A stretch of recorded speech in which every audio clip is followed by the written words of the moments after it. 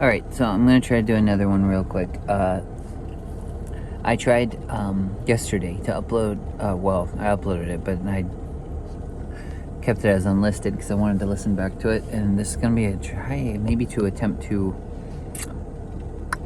I don't know about redo it. Going to try to make it quicker. And I also, the one I did yesterday, there were a few things where I was listening back to it and then some questions came up in my head because I was playing devil's advocate with myself. So there were a few things where I wanted to kind of almost come back at. So I've thought about maybe doing a commentary on my own video sometime and trying to like rip apart my own ideas. I haven't done that yet, but I might try to do that at some point. Because I really try to see things from as many angles as I can. Anyway. So my cousin John, I was talking to him about how I would define myself as a universalist now, especially from what I've come to learn about universalism from people that have thought about it very deeply and haven't just thought about it in some willy-nilly feel-good type thing, you know. They've actually put a lot of deep thought into it. So I've kind of come to my own conclusions that really align with that, and then talking to them, most people that call themselves universalists are basically for the same reasons of things. It seems like most of the people I talk to, we kind of all came to the same ideas separately, and things like that. Sorry, my phone's sliding down. It keeps falling over lately. So anyway, but gosh, this video is getting too long already. I was talking to my cousin John, told him that, and then he said his main, I guess, question to that is, what's the point?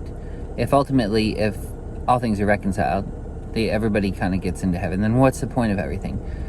My question back to that would be, I think you need to ask that about anything, any outlook you have on life, whether you're a universalist or not, what you believe. What is the point? Like, what is the point of...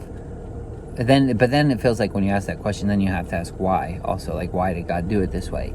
So, what's the point of creation? So you could ask that. So, I'm going to try to get to universalism. Hopefully it'll end there. I think the point of universalism is creation. Because it's unity, that all things will be one. Universal. Like, all things will be uni.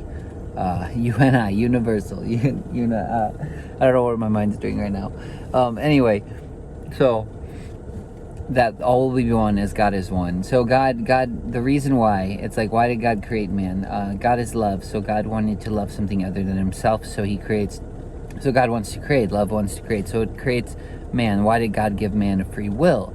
If the world's supposed to be just exist in righteousness, why not make robots? Why create something with a free will that has the capability of sin and betraying you and stabbing you in the back and all these things we do to God, we do to love? Because you want to love something other than yourself. So you want to create something with its own identity, its own choices, that it can have its own identity. So it's not your identity, but it still exists with you and in communion with you through love. So that's why you give it free will. And it's like, okay, so there's kind of maybe a reason for creation. There's a point for it, a reason, a purpose. That love would have something to love. So then, why give the commandment then? Why, even if it has its own free will, if you don't give the commandment, then there's no death, because I was alive once without the law, but when the commandment came, sin revived and I died. So why give it the commandment? And I haven't thought about these ideas nearly enough, so please just bear with me. But my thought to that would be, you give the commandment because the easiest way for me to conceptualize it is in a family structure. And I think that's basically God-given. That's the most immediate to a lot of us, is we see families and we see how they work. Because we're in them, usually. We're in some type of community. And that's the reason why you give the commandment, because of community and because of families. Because you're going to have brothers and sisters, right? And so he doesn't want you killing each other. So he says, don't play God. Don't eat of the tree of knowledge of good and evil. Don't say, I'm all-knowing, therefore I can condemn you and kill you. That's eating the tree, is saying, I know good and evil. I know right and wrong. I'm the tyrant now. I shouldn't say tyrant, but I'm the judge. I'm going to play judge. I know good and evil. So that's why he gives the commandment. He's like, don't, because you don't want your sibling, like if you're a parent and you don't have two kids and they're playing together, you don't really want them doing that to each other. You want them to know right and wrong and what brings life and what brings death, but you don't want them necessarily playing judge over one another and scapegoating one another and tattling on one another and everything. Like even tattling, I was thinking about it recently, you'd kind of want your child to almost bear the sin of the other child a lot of times and see them kind of take the blame, take the fall for their sibling, because there's something really special in that. Anyway, so to me that's why he gave the commandment, don't eat of that. It's not so much for God to protect himself, because he's judged whether you like it or not. It's not like you're going to rip him down from the heavens. Like love is ultimate. It's the ultimate good.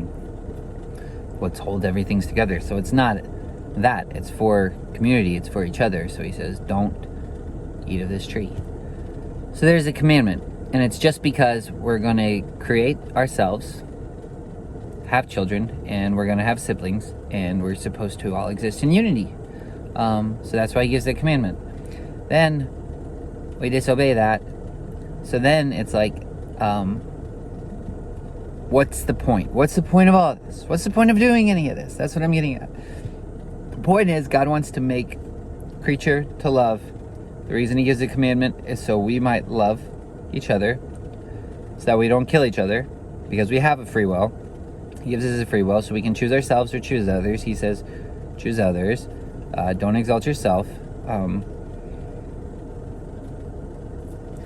Choose the tree of life.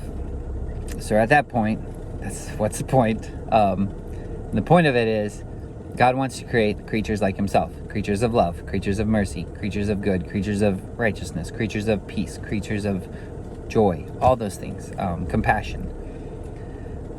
We're supposed to reflect his image. God made man in his own image. That's the point. And so we have the fall, and then it's like, well, you could I think you could still know love and know peace and compassion and all those things without sin. But the fact that sin happened just kind of increased the amount of love. And I'm not saying, that whole why do good? Well, we should just do evil that good may come sort of thing. It's not that at all. It's just that, when Balaam in the Bible is trying to curse Israel, later on, God's talking about it. He says, he tried to curse you, but I turned the curse into a blessing for you. So it's kind of like that. God gives his commandment at the first, and then we choose the curse over the blessing. Yet he still takes it and turns it into more of a blessing for us. Because through forgiveness, it's even more life and more love than we would have experienced before that. Because I don't know that we would know it unconditionally. I don't know that we would know love.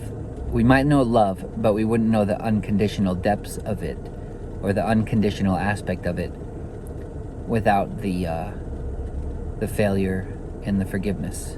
And then knowing that, it creates that in you, and so that creates a world that's not so ordered, where everything's about to fracture, because everything's so righteous and so perfect and so fine-tuned. It creates a world that's moldable, that has failures in it. It has a little bits of flaws, but through forgiveness, it just holds it together still. And that's what love is. It just holds everything together. So to me, that's the point, is to create that. And so to me, that's why I'm universalist, basically, because I think that's ultimately forgiveness is going to reconcile everything. Because if Christ is the image of God, and he says, forgive them, Lord, they don't know what they do, then we're supposed to be the same. And Christ dies for us while we are yet sinners, while we don't want him, and he still dies for us while we're killing him. And we're Christians, and we're supposed to do the same thing. And I would think we would do that for the entire world, in this life and the next, because that's the eternal nature of the Christian. I don't know if that makes sense. So that's the point, I think, is to continually mercy endures forever. It's to continue, and mercy beyond just the idea of forgiveness. Forgiveness is embedded within mercy, but mercy as in the loving kindnesses of God, sort of thing. Like creation's in that, forgiveness is in that, love's in that.